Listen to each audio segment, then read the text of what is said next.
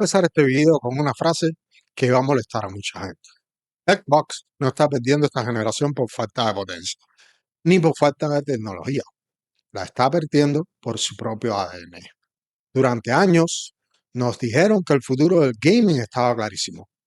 No comprar juegos, suscribirse y tener acceso a todo. Xbox Game Pass se convirtió en el símbolo de esa idea, el famoso Netflix de los videojuegos. Durante mucho tiempo fue literalmente la mejor oferta del mercado. Cientos de juegos, lanzamientos día uno, PC, consola y nube. Parecía imparable. Pero hoy, en pleno 2026, el panorama se ve diferente, porque en plan completo ronda los $30 al mes. Esos son aproximadamente, sí, $360 al año. Quédate hasta el final, porque lo más peligroso para Xbox es que Sony ni siquiera tuvo que atacar para aprovecharse de esto. Y no lo digo a la ligera, Game Pass fue revolucionario. Indiscutiblemente lo fue. Cambió completamente la conversación en la industria. Antes, el modelo era simple. Compras un juego, lo juegas, fin. Game Pass propuso algo distinto. Pagas una suscripción y tienes acceso a una biblioteca enorme, incluso a juegos nuevos desde el día de su lanzamiento. Eso indiscutiblemente generó y creó una expectativa enorme, pero también creó un problema estructural, porque el modelo funciona mientras el precio se sienta ridículamente bajo. Cuando empieza a subir, el jugador empieza a sacar cuentas. $360 al año. Y ahí aparece la comparación incómoda. Con ese dinero puedes comprar 2, 3 o incluso 4 juegos grandes al año. Y lo más importante, son tuyos. No dependen de una suscripción, no desaparecen del catálogo cuando menos te lo esperas. Y ahí, justo ahí, está el verdadero competidor del Game Pass. No es PlayStation Plus, es la propiedad. Es tener algo que nadie te puede quitar. Y si realmente la gente prefiere tener algo suyo, aunque sea menos, y aquí viene otra frase incómoda. Tener muchos juegos no es lo mismo que tener juegos importantes. Xbox apostó por volumen, muchos juegos. Sin embargo, Sony apostó por impacto. Mientras Xbox hablaba de catálogos enormes, Sony lanzaba juegos que se convertían en eventos. God of War, Spider-Man, Ghost of Tsushima, The Last of Us. No 100 juegos, 4 o 5 que dominan la conversación. Y eso tiene un efecto psicológico enorme. La gente no recuerda cuántos juegos había en un catálogo, recuerda los que lo marcaron. Y aquí está la diferencia entre un catálogo y un legado. Xbox construyó una biblioteca. Sony construyó una colección de momentos que la gente va a recordar por toda su vida.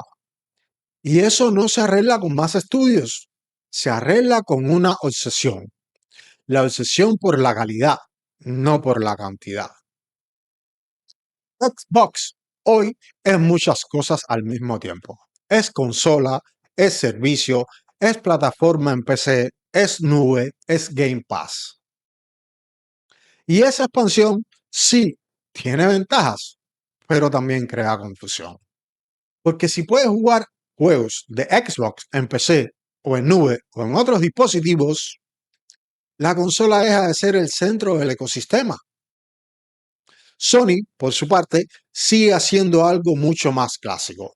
La PlayStation sigue siendo el núcleo de todo. Los grandes exclusivos salen ahí. Las experiencias más pulidas salen ahí. Y en ese momento puede parecer menos futurista. Sí, no lo niego, pero también es mucho más fácil de entender para el jugador. E incluso los números los están confirmando. Si tienes Xbox, prepárate, porque lo que viene ahora no son opiniones de foro, son los papeles del hospital. En el último trimestre del 2025, los ingresos por hardware de Xbox cayeron un 32%. Sí, 32%. Y el propio Game Pass, con su contenido y sus servicios, bajó un 5%. Son cifras oficiales de Microsoft. No es mi opinión. Es una llamada de atención. Y mientras Xbox intenta digerir estos números, adivina qué está haciendo Sony. Algo que pasó desapercibido, algo silencioso, pero que puede definir la próxima década. Mientras Xbox apostaba todo a un modelo de negocio, Sony hizo lo que mejor sabe hacer, apostar por la experiencia de juego. Pero con una trampa, porque aunque no lo crean, Sony entendió algo que Xbox aún no quiere ver. La próxima guerra no se va a ganar con más juegos en un catálogo, se va a ganar con tecnología que haga que cada juego se sienta especial. Y aquí viene algo muy, muy, muy revelador. PlayStation Spectral Super Resolution, PSSR. Un sistema de inteligencia artificial que hace que los juegos se vean mejor sin necesidad de un hardware más caro. Ya son más de 70 juegos y una versión mejorada co-desarrollada con AMD acaba de llegar. El resultado, Sony está construyendo un ecosistema más eficiente, más inteligente y más barato de mantener. Y esto es importantísimo, porque fabricar chips cada vez es más caro.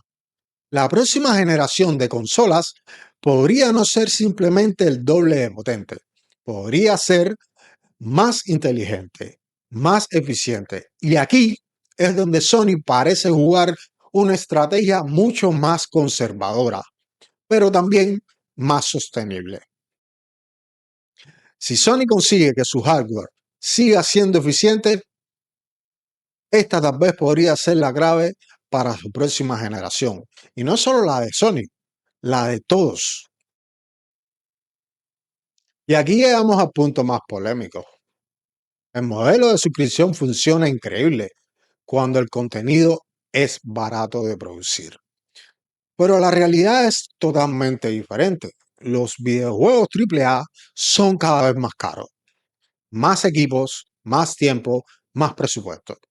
Eso crea una tensión enorme, porque un servicio de suscripción necesita lanzar juegos constantemente para justificar el pago mensual.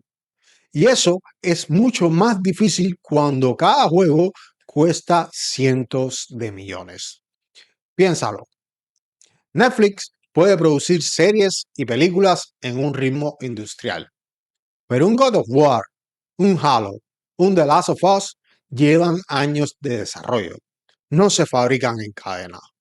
Por eso la pregunta importante no es si Game Pass es bueno. La pregunta es si ese modelo es sostenible a largo plazo. ¿Acaso podrá Microsoft seguir produciendo contenido de calidad constantemente sin romper su propio modelo? ¿O acaso terminarán llenando el catálogo con juegos de relleno mientras los grandes lanzamientos se espacían cada vez más? Así que no, Xbox no está perdiendo por potencia. Sus consolas siguen siendo impresionantes.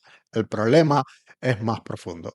Xbox quiso cambiar completamente cómo consumimos videojuegos antes de que el mercado estuviese listo. Sony, por su parte, no cambió el modelo, solo lo refinó.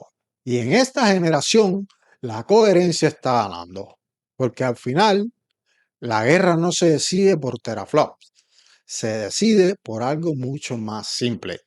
¿Quién entiende mejor a sus jugadores? Y aquí está la pregunta con la que me quedo.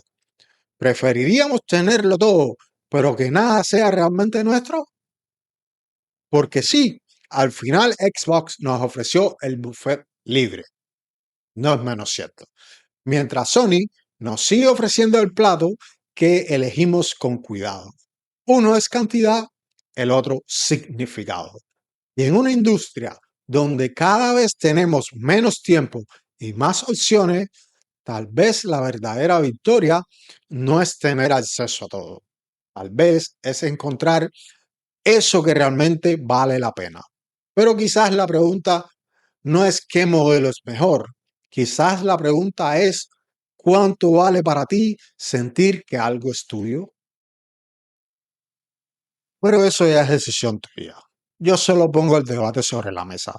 Ahora quiero saber, ¿tú de qué lado estás? ¿Eres del buffet o del plato cuidadosamente elegido?